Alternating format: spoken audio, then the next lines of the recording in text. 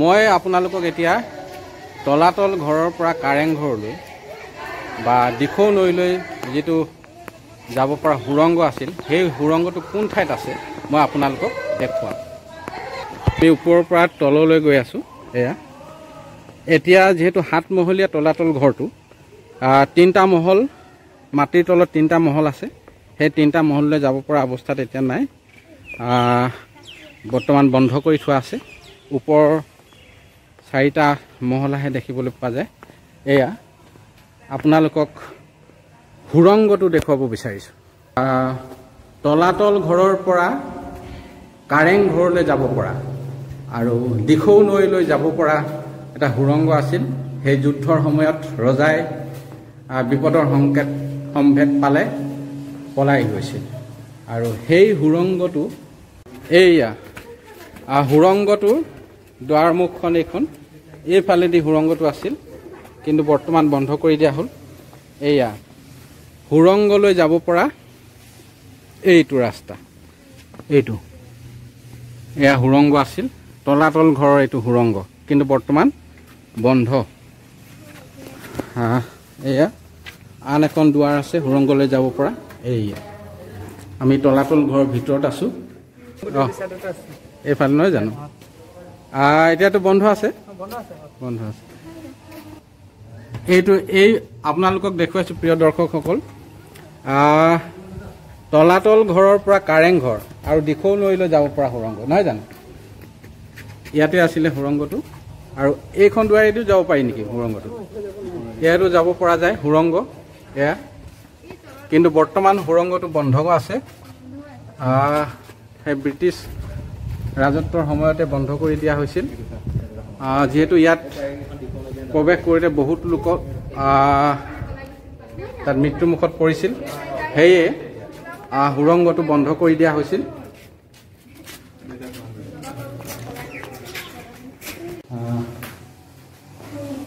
সৰু সৰু দুৱাৰ। আপোনালোকে বহুতে ভাবিব দুৱাৰসমূহ কিয় সৰু, কিন্তু শত্ৰুক পৰাভূত কৰাৰ এটা কৌশল।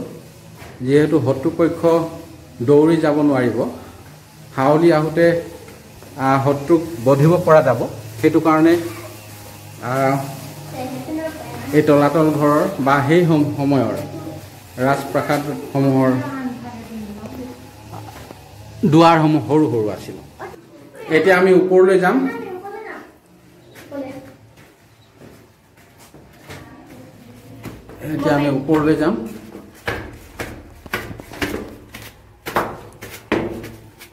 ওপৰলৈ গৈছো। স্বৰ্গদেউ ৰাজেশ্বৰ সিংহই নিৰ্মাণ কৰা এয়া তলাতল ঘৰত আমি আছো।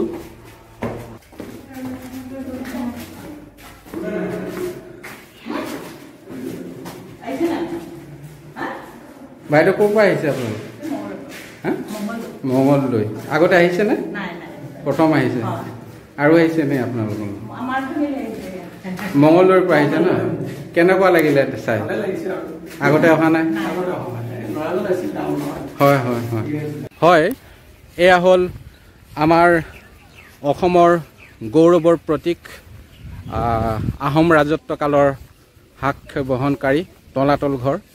স্বৰ্গদেউ ৰাজেশ্বৰ সিংহই আজিৰ এই ৰূপ দিয়া তলাতল ঘৰৰ সন্মুখত মই বৰ্তমান উপস্থিত আছোঁ।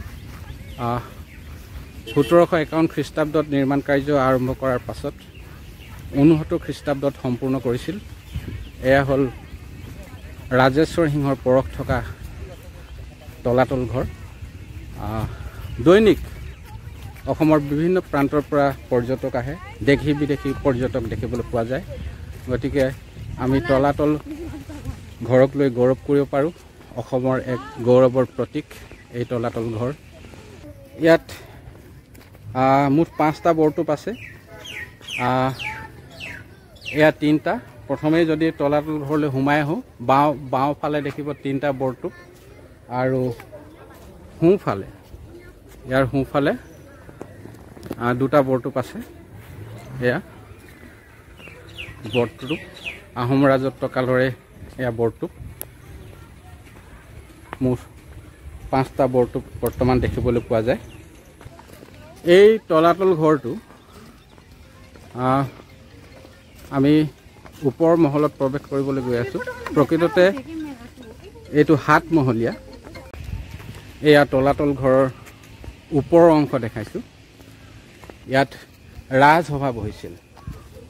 এয়া মোৱামৰীয়া বিদ্ৰোহৰ সময়ত এই ওপৰ অংশটো জ্বলাই দিয়া হৈছিল। কাঠেৰে খুঁটাসমূহ নিৰ্মাণ কৰিছিল, কিন্তু মোৱামৰীয়া বিদ্ৰোহৰ সময়ত জ্বলাই দিয়া হ'ল। এয়া তলাতল ঘৰৰ ওপৰত আমি প্ৰৱেশ কৰিছোঁ। অসমৰ গৌৰৱৰ প্ৰতীক স্বৰ্গদেউসকলৰ পদধূলা থকা এয়া তলাতল ঘৰ হয়। এয়া তলাতল ঘৰৰ ওপৰৰ অংশ। ইয়াত পূজা অৰ্চনা কৰিছিল স্বৰ্গদেউসকলে। উপাসনাৰ স্থল আছিলে এয়া। এয়া তলাতল ঘৰৰ ওপৰত এয়া উপাসনা কৰা হৈছিল। এক পৰিকল্পিতভাৱে নিৰ্মাণ কৰিছিল। ইয়াৰ মূল কাৰিকৰ আছিল ঘনশ্যাম খনিকৰ। আমি সকলোৱে নাম শুনিছোঁ, বুৰঞ্জীৰ পাতত লিখা আছে। স্বৰ্গদেউ ৰুদ্ৰসিংহই পোনপ্ৰথমে কেঁচাৰে বাঁহ আৰু কাঠেৰে নিৰ্মাণ কৰিছিল, কিন্তু পৰৱৰ্তী সময়ত ৰাজেশ্বৰ সিংহই আজিৰ এই ৰূপ দিলে। বৰ্তমান আহোম ৰাজ নাই, কিন্তু এই ৰাজ কাৰেংসমূহে আমাক কৈ যায় যে আহোম ৰাজত্ব কালৰ নিৰ্মাণ শৈলী কেনেকুৱা আছিল। সেই সময়ত যুদ্ধ বিগ্ৰহ যথেষ্ট হৈছিল। মানে আক্ৰমণ কৰি ধৰাশায়ী কৰিছিল, কিন্তু শেষৰ সময়ত ব্ৰিটিছৰ সহায় লৈ মানক পৰাভূত কৰিছিল। আৰু তেতিয়াৰ পৰাই মান অহা বন্ধ হ'ল। ইয়াণ্ডাবু সন্ধি হৈছিল। ইয়াণ্ডাবু সন্ধিৰ পাছতে মান গ'ল। ব্ৰিটিছ আহিল, ব্ৰিটিছো গ'ল। এতিয়া আমি এখন গণতান্ত্ৰিক দেশৰ নাগৰিক। আমি এই তলাতল ঘৰক লৈ গৌৰৱ কৰিব পাৰোঁ।